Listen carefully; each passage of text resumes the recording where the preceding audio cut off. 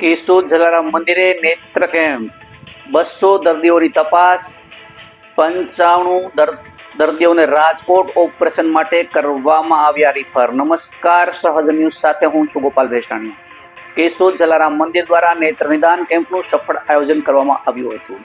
કેમ્પમાં મોતિયાના ઓપરેશન માટેની તપાસ સાથે ડાયાબિટીસ ચેકઅપની સુવિધા પણ ઉપલબ્ધ કરવામાં આવી હતી, જેના કારણે કેશોદ શહેર તેમજ આસપાસના ગ્રામ્ય વિસ્તારમાંથી મોટી સંખ્યામાં લોકો લાભાન્વિત થયા હતા।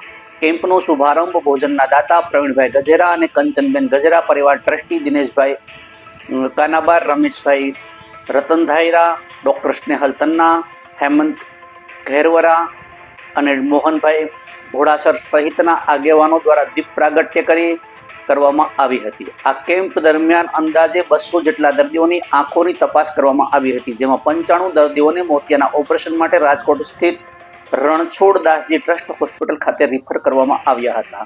માનવ સેવા ક્ષેત્રે નોંધપાત્ર સિદ્ધિ માનવામાં આવે છે।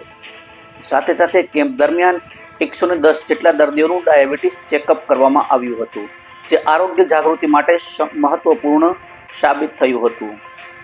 કેમ્પમાં નોંધણી કામગીરી નિવૃત્ત મામલતદાર ત્રિવેદી સાહેબ, દક્ષાબેન મહેતા, જિગ્નેશભાઈ સોઢા અને અશ્વિનભાઈ વણપરિયા દ્વારા સંભાળવામાં આવી હતી, જ્યારે દર્દીઓને માર્ગદર્શન આપવા સુરેશ અઘેરા, ભગવતસિંહ રાયજાદા, વિજય દાપડા અને કેશુભાઈ પટેલ દ્વારા સેવાઓ પૂરી પાડવામાં આવી હતી। રિપોર્ટર દિનેશ કાનાબાર, સહજ ન્યૂઝ, કેશોદ।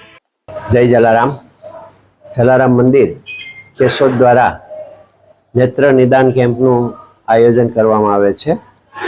દર મહિનાની અંદર પહેલા અને ત્રીજા રવિવારે નેત્ર નિદાન કેમ્પ રાખવામાં આવે છે।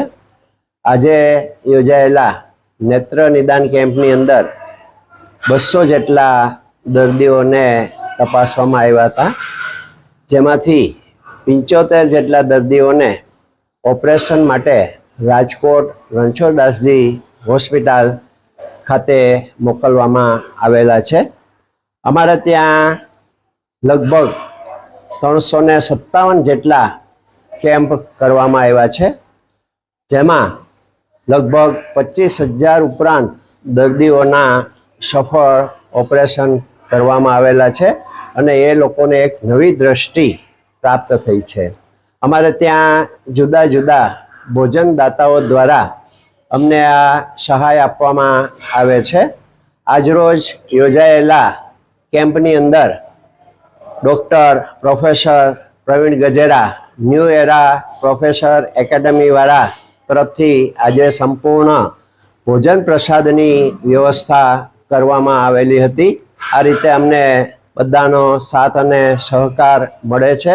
એ ઉપરાંત અમે અહીંયા અન્નક્ષેત્ર પણ જલારામ મંદિરની અંદર એ દરરોજ સાંજે લગભગ 70 થી 80 જેટલા જે અપંગ, નિરાધાર એવા લોકો છે એને અમે અહીંયા જમાડીએ છીએ અને અમારી સેવાઓ સતત અવિરત ચાલુ રહી છે।